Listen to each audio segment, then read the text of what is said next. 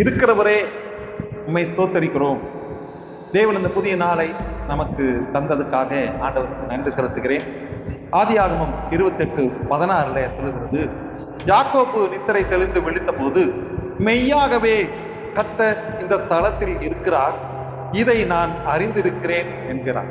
தேவனுடைய அசைவாடுதலை யாக்கோபு அங்கே அறிந்திருந்தார்.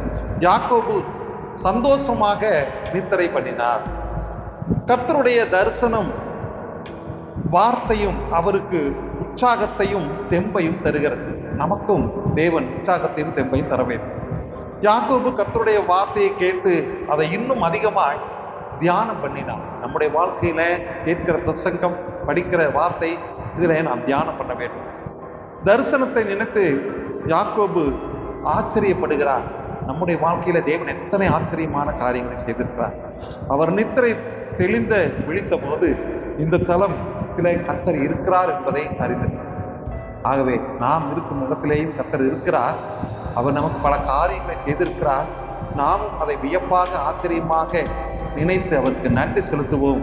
கர்த்தர் இந்த இடத்திலே இருக்கிறார். ஆமென்.